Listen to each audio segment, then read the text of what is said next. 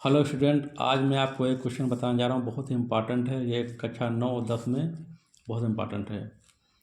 लिखा है कि सिद्ध कीजिए कि √2 एक अपरिमेय संख्या है। ठीक है, तो इसको हमें सिद्ध करना है कि √2 एक अपरिमेय संख्या है। तो हमने इसको हल कर रहे हैं और इसको हमने ये मान लिया कि माना √2 एक परिमेय संख्या है। हमने ये मान लिया कि माना √2 एक परिमेय संख्या है। तो यह मान लिया कि माना √2 एक परिमेय संख्या। तो परिमेय संख्या की डिफिनेशन क्या होती है?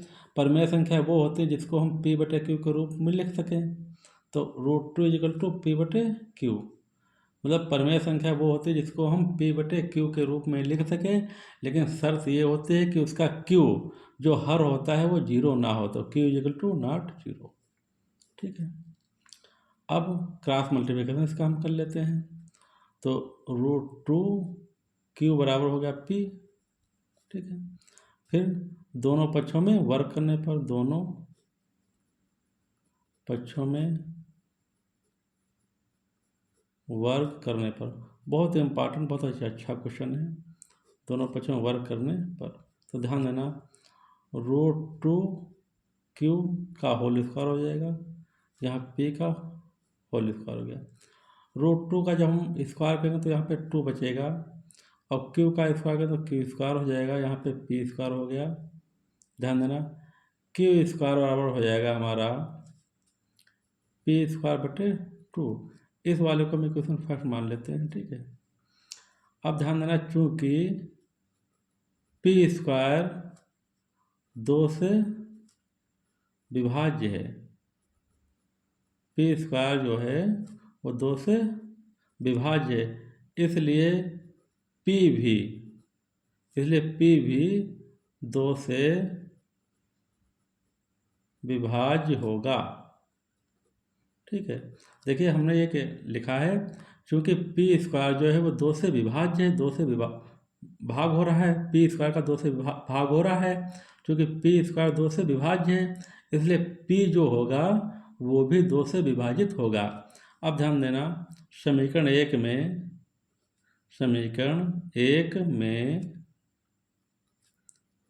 p बराबर 2r रखने पर, p बराबर 2r रखने पर, 2r की यहाँ पे 2m 2n जो भी मर्जी हो आप लिख सकते हो। ठीक है, लेकिन 2 है तो 2 ही यहाँ मानेगा। ठीक है, अगर 3 हो यहाँ पे तो यहाँ पे 3 मानेंगे आप। p बराबर 3r कर देंगे। अगर 5 है तो p बराबर 5r कर लेंगे। ठीक है, अब जहाँ समीकरण एक में हम क्या कर रखे हैं, p बराबर 2r रख देंगे, तो 2q² बराबर, या p² यहाँ पे हम रख देंगे 2r, और स्क्वायर तो यहाँ पे होल स्क्वायर कर देंगे। 2q² हो गया, 2 का स्क्वायर 4 हो गया, और r का r² हो गया। तो ध्यान देना, r² बराबर क्या हो जाएगा, 2q²/4, मतलब r के पड़ोस में 4 है, इससे हम जो है r बराबर 4 जो ये है नीचे आ जाएगा। 2 × 2 2 दूना 4 हो गया। तो r² बराबर हो जाएगा हमारा q²/2। अब ध्यान दीजिए, चूंकि जो q² जो है वो 2 से विभाज्य है हमारा, q² जो है काहे से 2 से विभाज्य। ठीक, तो यहाँ पे लिखेंगे, चूंकि q²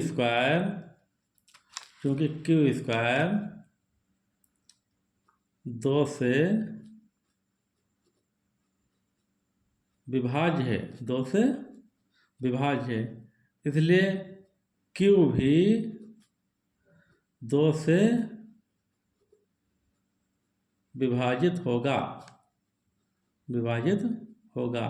अब ध्यान दीजिए, p² भी 2 से विभाज्य है, तो p भी 2 से विभाजित होगा।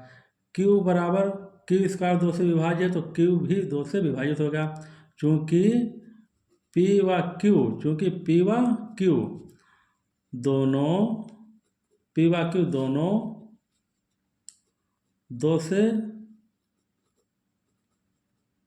विभाजित हैं, जो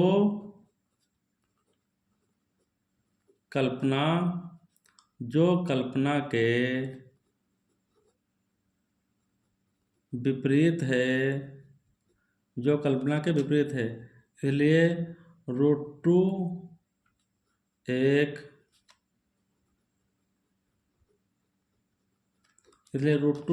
अपरिमेय